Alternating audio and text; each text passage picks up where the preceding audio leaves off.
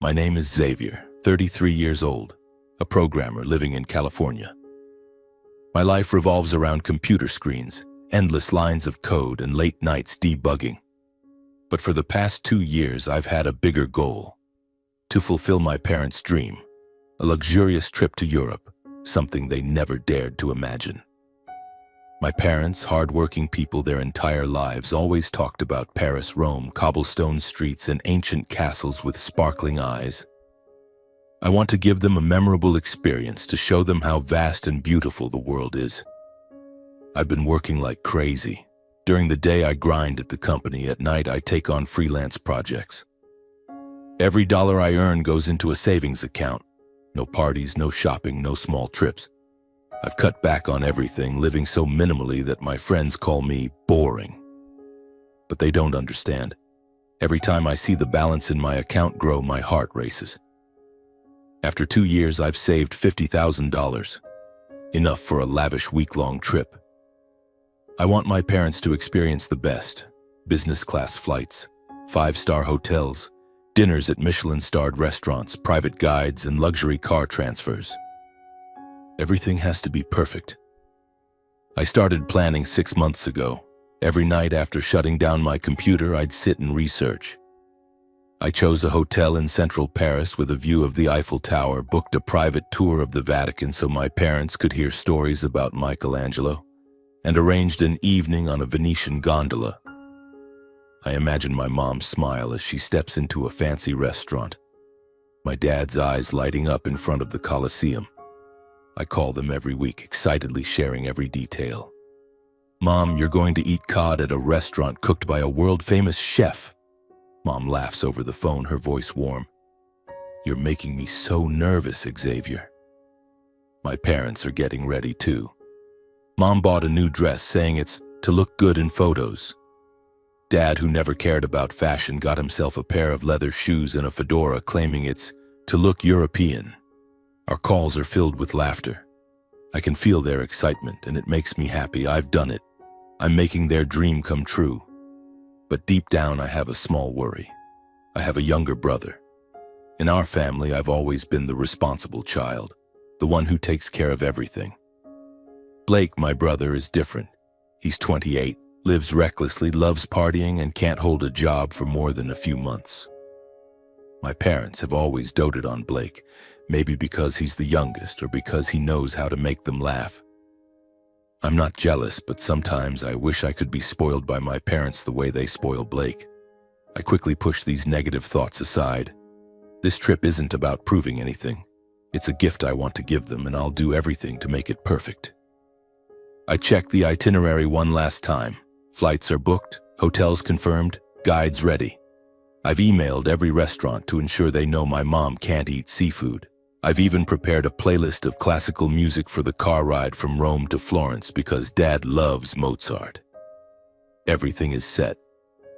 In just 2 weeks, I'll board a plane with my parents, leaving California for Europe, where dreams come true. The following days, I remained immersed in dreams of Europe. Every morning, I checked my email, ensuring all reservations were in order. Every evening, I called my parents, listening to Mom talk about how she'd learned to fold a handkerchief like an aristocrat for the Michelin-starred restaurant. Dad excitedly shared that he'd watched a documentary about Rome, ready to become a historian at the Colosseum. I laughed, feeling like my heart was soaring.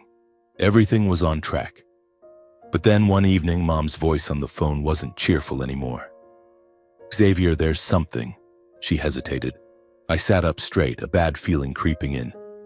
"Blake, he came home. He lost his job. He's not doing well." My heart sank. Blake. He always showed up at the worst time to mess everything up. I tried to keep my voice calm. "Is that so, Mom? Is Blake okay?" Mom sighed, explaining that Blake was depressed, staying home all day, not talking to anyone. "I'm worried about him, Xavier. He needs something to lift his spirits," Mom said. I nodded, thinking I could help, maybe send Blake some money or find him a vocational course, but Mom didn't let me finish. "What if Blake comes with us? I mean, this trip could help him. He needs a push." I froze, gripping the phone tightly. "Take Blake along?" This plan was for my parents, the gift I'd poured 2 years of sweat into preparing. I'd calculated every cent, every moment. How could I add another person? Mom, this trip, I planned it for just the 3 of us. Adding someone would be really difficult. I tried to explain, my voice trembling. Mom was silent for a moment, then said, her voice soft but firm, Xavier, Blake really needs this trip. You can figure it out, can't you? You've always been our strong son. Her words cut like a knife. Strong? Yes, I've always been the strong son, the one who handles everything, the one who sacrifices. But this time I wanted something for myself, for my parents, not for Blake. I muttered, I'll think about it, Mom. But deep down I knew she'd already made up her mind. The days that followed, every call revolved around Blake. Dad, usually quiet, started mentioning the whole family going together. Mom kept talking about Blake's bad mood as if I was the one who had to fix it. I tried to stay calm, but every time Blake's name came up, my chest felt heavy. I started reviewing the budget. Adding one person might be possible, but it would mean cuts. No more 5-star hotels, no more private guides. The thought hurt. This was my parents' dream, not a playground for Blake to get back on his feet. Then a week before the trip, Mom called again. Xavier, your dad and I talked. What if you let Blake take your spot just this once? Blake really needs this trip. I was speechless. Give up my spot? They wanted me to stay home to let Blake, who never cared about our parents' dreams, go in my place. I wanted to scream, to ask Mom if she saw the 2 years I'd slaved away, the nights I stayed up, the times I gave up every joy to save. But I only whispered, Are you sure, Mom? She replied, her voice gentle. You understand, Xavier. You're the older brother. Let your brother have this. I hung up, sitting in my dark apartment. My eyes stung, but I didn't cry. I just felt a vast emptiness in my chest. I opened my laptop, looking at the itinerary I'd planned. The Eiffel Tower, the Vatican, the Venetian gondola, all now for Blake. I pictured him with his careless smile boarding a business-class flight, sitting in the seat meant for me. I texted Mom, All right, I'll step aside. But I didn't say more. I couldn't. The next day, Blake called. I thought he'd thank me, but no. Hey, thanks for giving up the trip. His voice was cold with a hint of mockery. I know you don't need all that fancy stuff anyway. I clenched my fist, wanting to yell at him, but I only said, Have fun. Hanging up, I sank onto the couch, my mind spinning. Dad didn't call, didn't text. Mom sent one message. Thank you, Xavier. We know you understand. Understand? I didn't understand anything. I only felt pushed out of my own dream. I looked out the window, cars passing under the streetlights. I'd done everything for my family, but now I felt like I was nothing to them. Blake, with his thoughtlessness, had taken it all, and my parents, the people I loved most, had let it happen. In my heart, a fire started to burn, not anger, but determination. I wouldn't let this story end like this. 3 days later, I stood at San Francisco International Airport, hands in my pockets, watching my parents and Blake drag their suitcases through security. Mom waved, her smile radiant. Thank you, Xavier, she called out, but her voice was quickly drowned out by Blake's laughter. He was joking about something with Dad, both of them laughing loudly as if this trip belonged to them alone. I forced a smile, raising my hand to wave back, but no one looked back. They passed through the gate, shoulder to shoulder, suitcases rolling smoothly, leaving me standing there, alone in a sea of strangers. I had driven them to the airport, even though no one asked. I thought at the very least I wanted to see them off, to see my parents' smiles before they stepped into the dream I'd built. But the entire drive, they only talked about Blake. How much Blake would love Paris. How much Blake needed this trip. I sat behind the wheel nodding, but my chest felt heavy. When Mom turned to me and said, Take care of yourself at home, okay? I just nodded, not daring to speak, afraid my voice would tremble. Blake didn't say a word, just wore his earphones, eyes glued to his phone. Now, watching them disappear beyond the security gate, I felt like a ghost. I'd given up the trip, given up the dream, but no one paused to ask how I felt.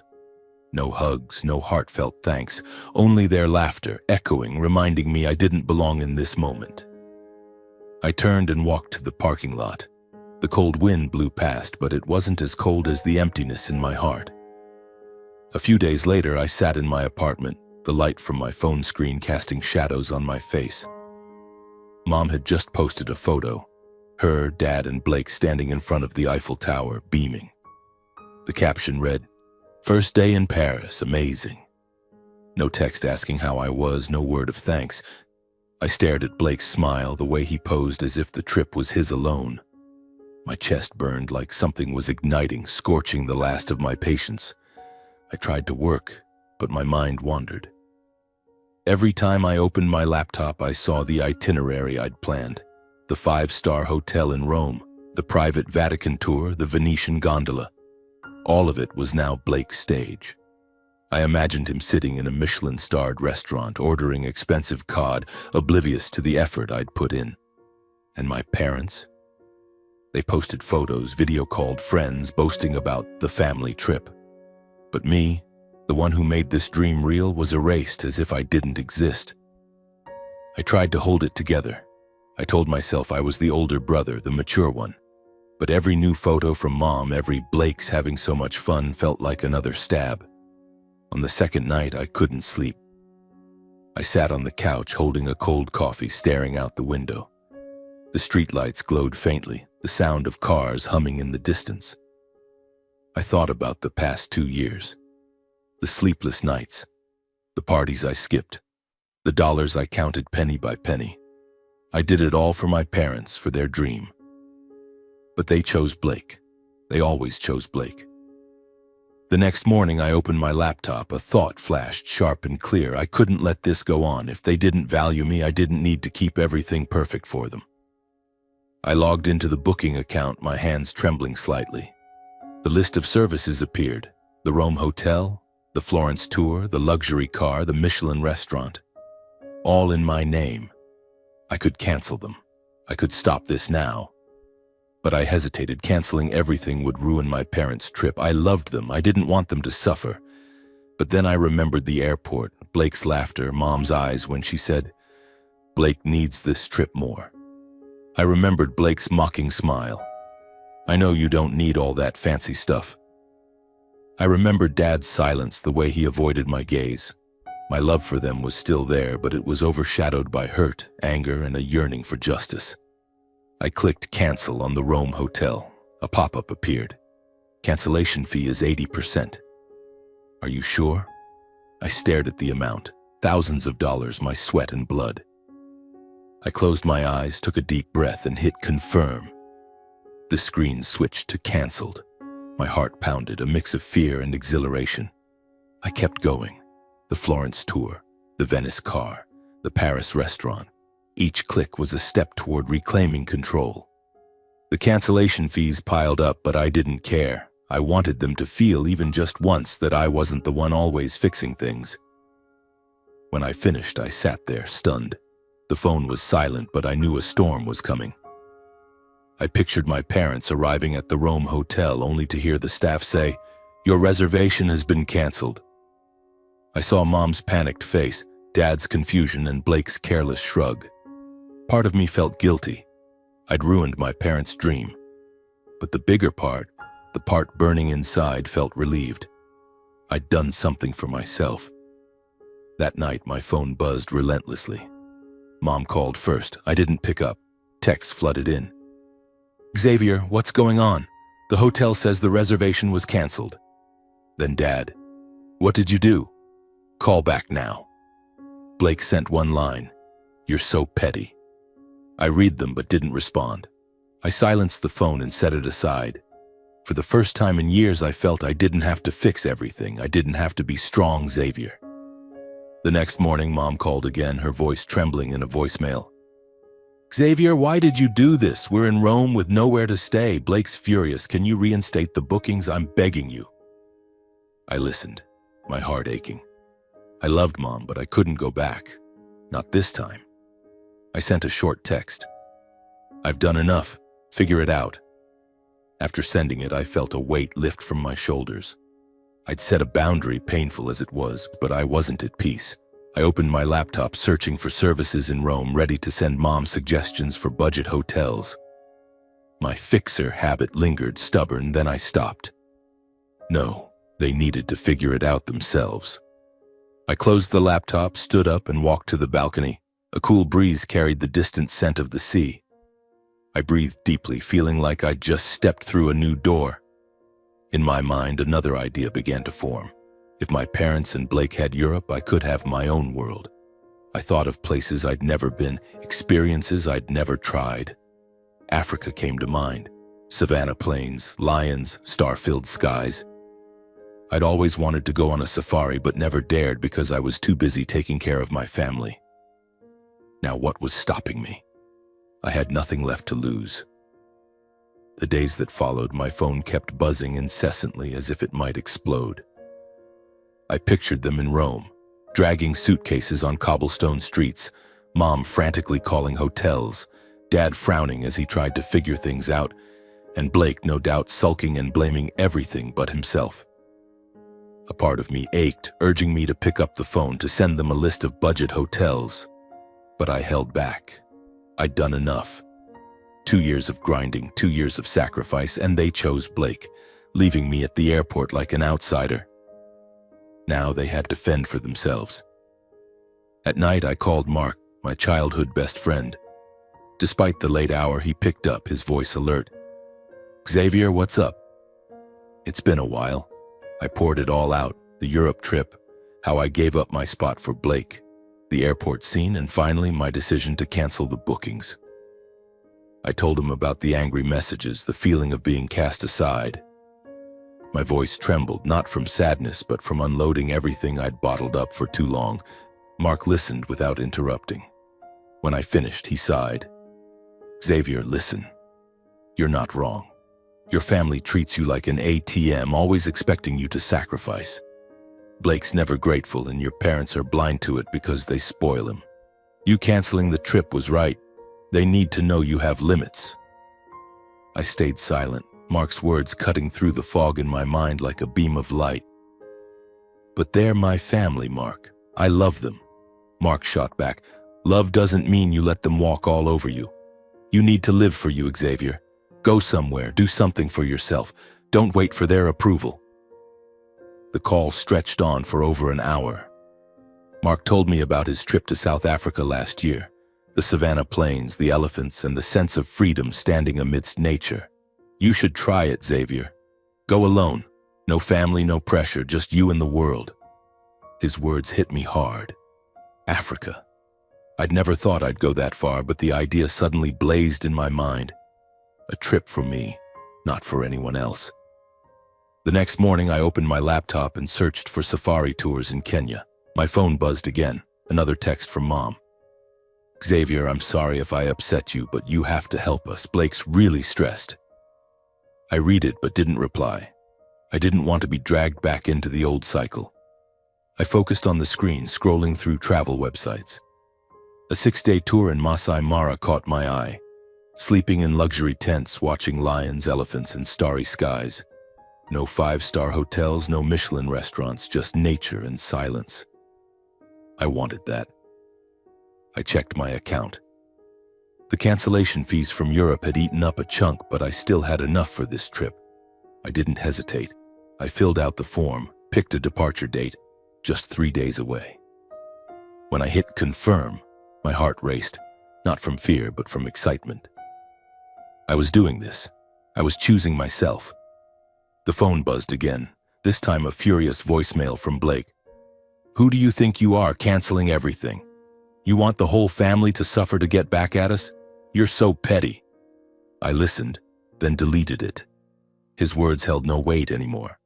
I wasn't petty Xavier. I was Xavier taking back my life. I texted Mark, "Booked a Kenya trip. Safari, 6 days." He replied instantly, "Hell yeah, bro, go and enjoy. Don't let your family drag you back." I smiled, the first real smile in days. I started preparing, bought a new backpack, checked my passport, read about Masai Mara. Each step made me feel lighter, like I was shedding an old version of myself. My family kept texting, but I stopped opening their messages. I knew they were struggling. Expensive hotels, canceled tours, Blake probably making things worse, but I couldn't keep being the fixer. I packed my suitcase, gave my apartment a final glance, and headed to the airport. I stepped out, suitcase rolling behind me, my heart light as the breeze. At the airport, I stood at the boarding gate watching people pass by. No one saw me off. No one laughed beside me, but I didn't feel lonely. I felt free. The plane took off, and as California faded beneath the clouds, I knew I was flying to a place with more than lions and savannas. A place with a new Xavier, one who no longer lived for others' expectations. The plane landed in Nairobi on a sunny morning. The African air greeted me with the scent of red earth and unfamiliar bird calls. I stepped off, backpack on my shoulders, no private guide, no detailed itinerary like the Europe trip I'd planned. This time it was just me and a small safari tour in Masai Mara. I wanted to immerse myself in nature, to find myself after the hurt my family caused. The guide, a Masai man named Keanu, met me at the airport. He had a warm smile and eyes sharp as an eagle's. "Welcome to the Mara," he said, pointing to the horizon. I nodded, feeling like I'd stepped into a new world. On the jeep ride to camp, I looked out the window. Golden savanna stretched endlessly, grass shimmering under the sun, and in the distance a herd of antelope ran. I breathed deeply, my chest light. No texts, no blame, no Blake. Just me and nature.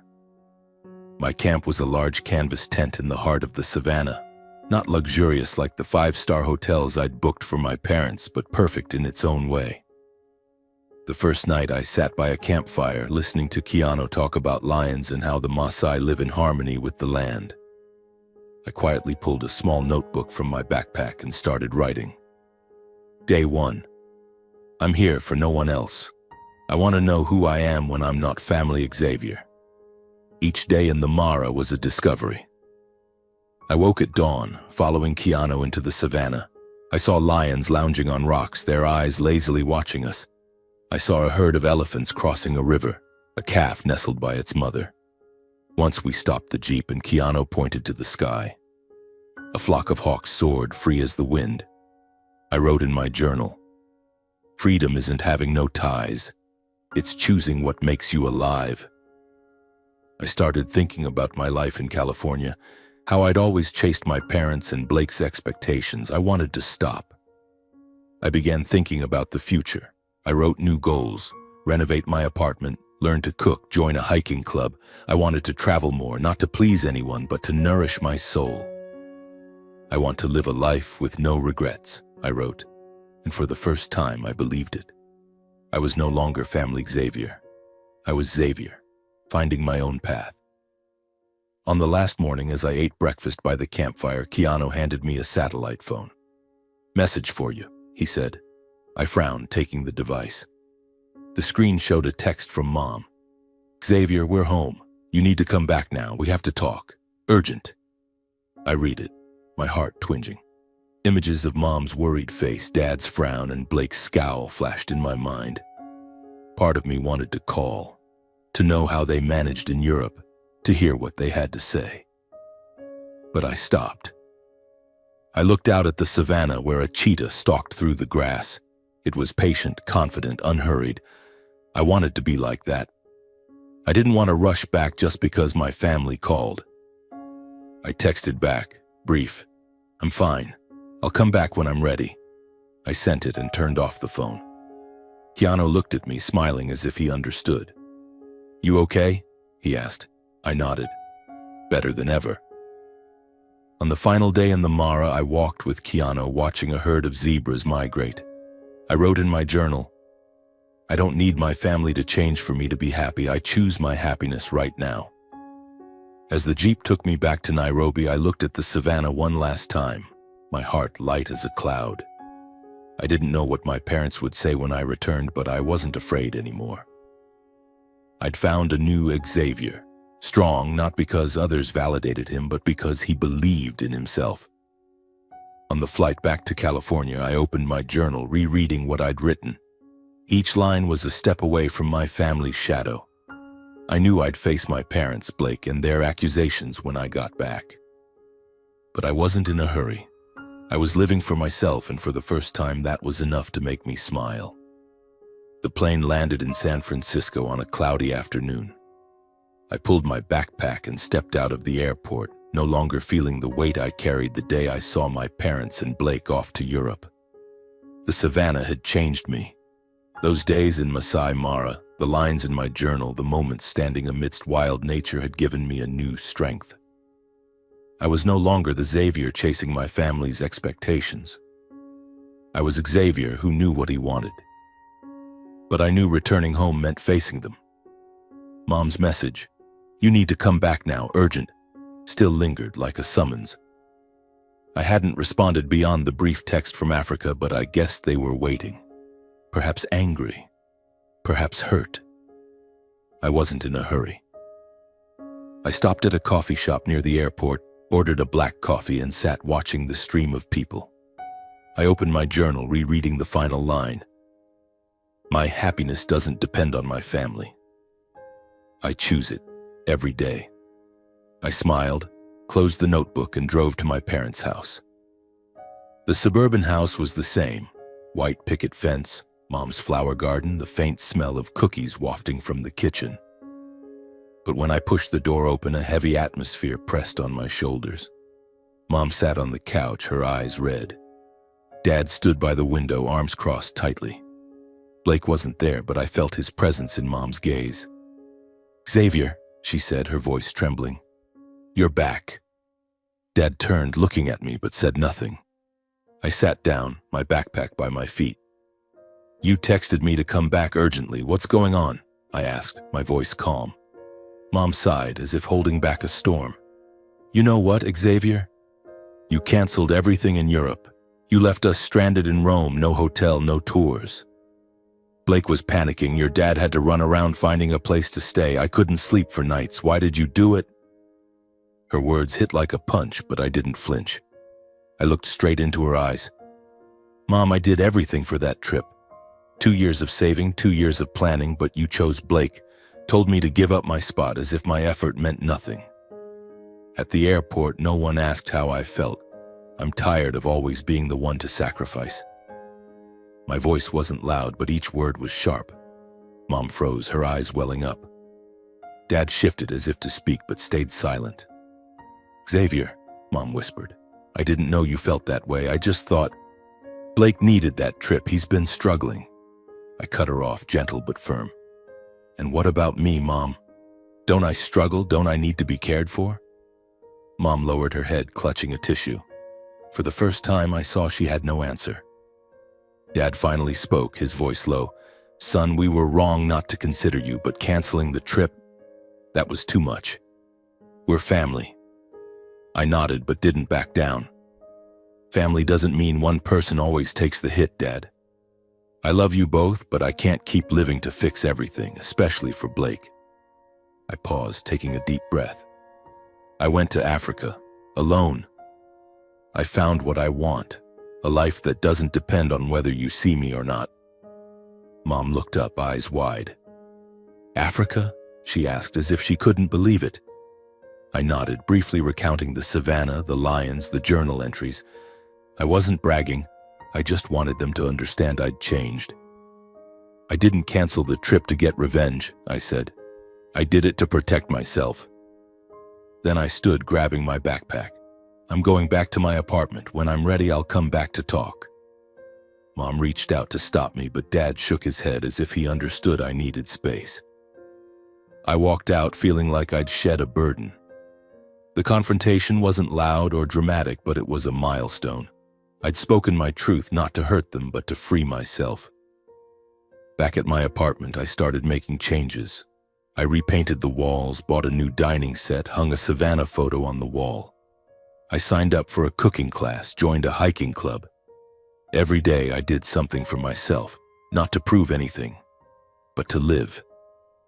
Mark came over laughing when he saw the revamped apartment. "You look different, Xavier, like you found a superpower." I grinned, handing him a beer. Not a superpower.